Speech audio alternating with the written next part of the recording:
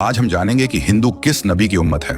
प्यारे दोस्तों, कुरान करीम में अल्लाह ताला फरमाता है कि हमने हर कौम के अंदर नबी और डर सुनाने वाला भेजा है।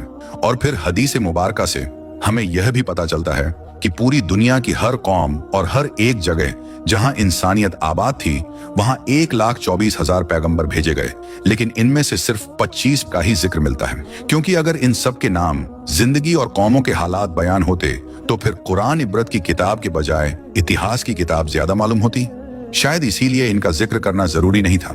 मगर आज हिंदू मजहब के मानने वाले लोगों का दावा है कि उनका हिंदू मजहब मुसलमानों के इतिहास से भी हजारों साल पुराना है और ना ही हिंदुस्तान की जमीन पर कोई नबी भेजा गया। और उनके पास भी कुरान मजीद की तरह कई किताबें मौजूद हैं जिसमें हिंदू मजहब के लोगों का कहना है कि हमारी किसी भी किताब में किसी भी पैगंबर का कोई जिक्र मौजूद नहीं है, जो कि एक बहुत बड़ा झूठ है।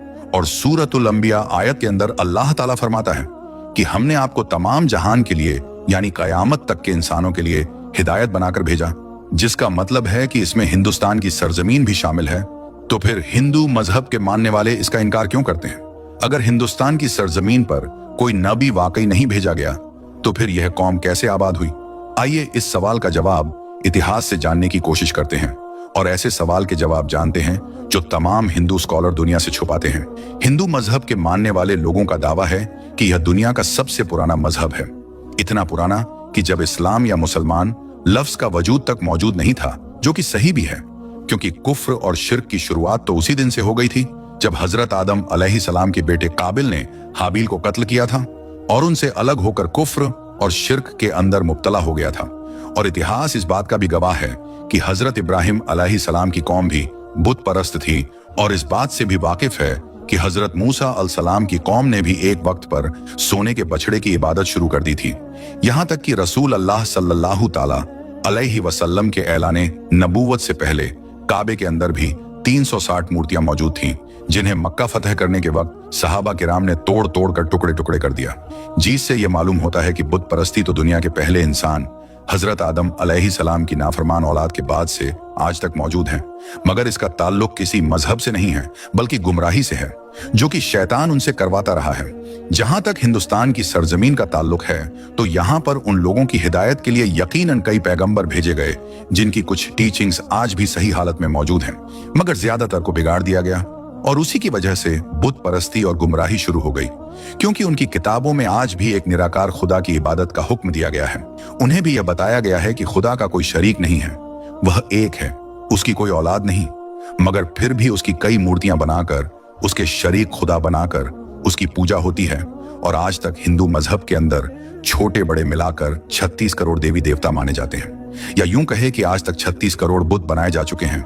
हिंदू स्कॉलर्स का यह दावा है कि इस्लाम की शुरुआत आज से 1400 साल पहले हुई और हिंदू मजहब दुनिया का सबसे पुराना मजहब है। इसीलिए इस्लाम का हिंदुस्तान की सरजमीन से कोई ताल्लुक नहीं।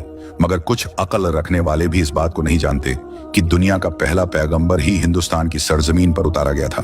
पहला पैगंबर ही क्या, वह तो इस दुनिया के पहले इंसान भी थे। जी हाँ, और वह है हजरत आदम अलैहिस्सलाम। आप अलैहिस्सलाम को दुनिया में उस वक्त हिंदुस्तान की सरजमीन श्रीलंका की पहाड़ी पर उतारा गया था, जहां आज भी उनके कदम का निशान मौजूद है। यानी इस सरजमीन पर पहला कदम ही एक मुसलमान पैगंबर ने रखा था, जिसका मतलब साफ है कि इस्लाम की शुरुआत अरब मुल्क से नहीं बल्कि हिंदुस्तान से हुई। और मुसलमान लफ्ज का मतलब है अपनी ख्वाहिशों को रब के हवाले करने वाला और उसका हुक्म मानने वाला इंसान। अब हैरत अंगेज करने वाली बात यह भी है कि आदम संस्कृत जबान का लफ्ज है, जो कि हिंदुस्तान की सरजमीन की पुरानी जुबान है, न कि अरब की जुबान। और संस्कृत में आदम का मतलब है पहला, शुरुआती या असली। और आदम अलैहिस्सलाम को कदीम संस्कृत की किताबों के अंदर मनु कहकर पुकारा गया है। अगर हिंदू किसी तरह से उनके वजूद का इनकार करने की कोशिश करें तो ऐसा बिल्कुल नामुमकिन है, क्योंकि उन्हीं की मुकद्दस किताब ऋग्वेद और पुराण में आदम अलैहिस्सलाम की पैदाइश का जिक्र मौजूद है, बिल्कुल ऐसे ही जैसे कुरान पाक की सूर बकरा में और इसी तरह इंजील में भी आपका जिक्र किया गया है। इसका मतलब अगर इन तीनों दुनिया की सबसे बड़ी नायाब किताबों के अंदर एक जैसी चीजें मौजूद हैं तो इनका सोर्स भी एक ही होना चाहिए, यानी एक खुदा। और अब सबसे अहम सवाल यह है कि हिंदुस्तान की सरजमीन पर जिस भी पैगंबर को भेजा गया होगा, क्या उसके बारे में हमें इतिहास में कुछ सबूत मिलते हैं? मगर सबसे पहली तो यह बात है कि हिंदू नाम का कोई मजहब इतिहास के अंदर कहीं पर मौजूद नहीं है, और ना ही हिंदू मजहब की किसी किताबों में, और ना ही कोई और आसमानी किताब में यानी तौरात, जबूर और इंजील के अंदर इस हिंदू मजहब का नाम का कोई जिक्र मौजूद नहीं है। बल्कि कहा तो यह भी जाता है, कभी किसी जमाने में सिंधु नदी के करीब रहने वाले लोग थे, वह अपने इलाके के नाम की वजह से नाम को कुछ बाहरी लोग सिंधु नहीं बोल पाए तो बिगाड़कर हिंदू कहा, तो फिर इस नदी के किनारे रहने वाले लोगों को हिंदू कहा जाने लगा, जबकि असल में इनका यह मजहब संस्कृत जुबान के अंदर हिंदू नाम से नहीं बल्कि सनातन धर्म के नाम से मौजूद है। जैसे अरब के लोगों को अरबी कहा जाता है, वैसे ही हिंदुस्तान के लोगों को सिंधु नदी के ऊपर से हिंदू नाम का लक़्ब मिला। लेकिन असल जो धर्म है, जिसको संस्कृत जबान में सनातन धर्म के नाम से जाना जाता है, जिसका अरबी में मतलब है मजहब पर कायम रहने वाला, जिसका बिल्कुल ऐसा ही मतलब कुरान करीम की सूरह रूम के अंदर भी मौजूद है, जहां पर इस्लाम को हमेशा बाकी रहने वाला दीन कहा गया है। यानी सनातन धर्म का मतलब भी मजहब इस्लाम हो सकता है। और इतिहास और मजबूत दलीलों से यह पता चलता है कि इनके वेदों में हजरत नूह अलैहिस्सलाम का जिक्र भी साफ तौर पर किया गया है, जिसमें उन्हें भी मनु ही कहा गया है। वेदों में पैगंबर को मनु कहा गया है और नूह अलैहिस्सलाम को बड़े सैलाब वाला मनु कहकर बयान किया गया है, और उनकी कश्ती से लेकर सैलाब तक का तमाम वाकया डिटेल से मौजूद है, जैसे कि कुरान की सूरह हुद के अंदर भी बयान है। और वेदों में लिखा है कि जब बड़े सैलाब के बाद दुनिया फिर से आबाद होगी तो मैं उन वेदों को नाफिज करूंगा। हिंदुओं के पुराणों के अंदर भी हजरत नूह के तूफान के बारे में बयान किया गया है। याद रखें दोस्तों, हिंदुओं में यानी सनातन धर्म में पुराण है, हमारे यहाँ कुरान है, तो हिंदुओं किताबों के अंदर भी हजरत नूह अलैहिस्सलाम के तूफान के बारे में बयान किया गया है। और यह भी बताया गया है कि उस मनु को खुदा ने कश्ती बनाकर उसके अंदर जानदार को सवार करने का हुक्म दिया, जिसके बाद एक अजीम तूफान आया जिसमें हिंदुस्तान की सरजमीन पर जिंदगी को खत्म कर दिया। अब यह बात तो साफ है कि नूह लफ्ज संस्कृत की किताब के अंदर भी मौजूद है, जिसका मतलब है कश्ती वाला, जो कि अरबी जबान के अंदर भी है। इन सब बातों से एक बात बिल्कुल आईने की तरह साफ है कि हिंदुस्तान की सरजमीन और नूह अलैहिस्सलाम के दरमियान एक ताल्लुक मौजूद है। और तूफान के बाद जिन वेदों को लाने की बात की गई थी, वह हजरत नूह अलैहिस्सलाम की टीचिंग्स थीं, जो तूफान के बाद हिंदू सरजमीन पर उनके बेटे की नस्ल से आगे फैलना शुरू हुई। उसके बाद उस कौम ने गुमराह होकर बुत परस्ती करना शुरू कर दी। और इतिहास की किताबों से हमें यह पता चलता है कि नूह अलैहिस्सलाम की कौम के जैसे देवी देवताओं की पूजा करने का तरीका दुनिया में कहीं और मौजूद नहीं था। और कुरान करीम में नूह अलैहिस्सलाम की कौम को साबी कहा गया है, जो इराक की सरजमीन को कहते हैं, जहां पर सिर्फ हजरत इब्राहिम अलैहिस्सलाम पैदा हुए थे, जिनकी कौम यही मुशरिक थे जिन्होंने नूह अलैहिस्सलाम और उनके दरमियान आने वाले तमाम अंबिया की तालीमात को या तो बदल दिया था या फिर भुला दिया था और उन्हीं की पूजा किया करते थे।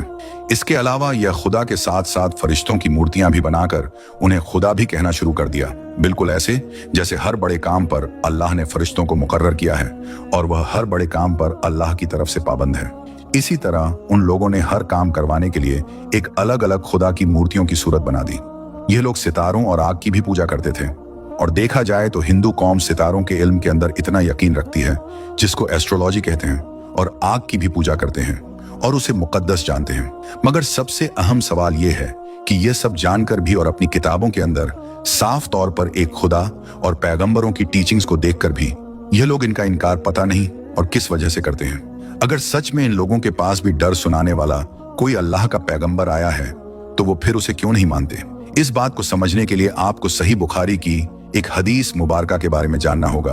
हजरत अब्बू सईद खुदरी रजी अल्लाह ताला अन्हो से रिवायत है कि रसूल करीम सल्लल्लाहु ताला अलैहि वसल्लम ने फरमाया कि कयामत के दिन जब हजरत नूह अलैहिस्सलाम और उनकी कौम को बुलाया जाएगा और अल्लाह ताला नूह अलैहिस्सलाम से यह सवाल करेगा कि क्या आपने अपनी कौम तक मेरा पैगाम पहुंचा दिया था, तो हजरत नूह अलैहिस्सलाम फरमाएंगे कि बेशक मेरे मालिक, मैंने पहुंचा दिया।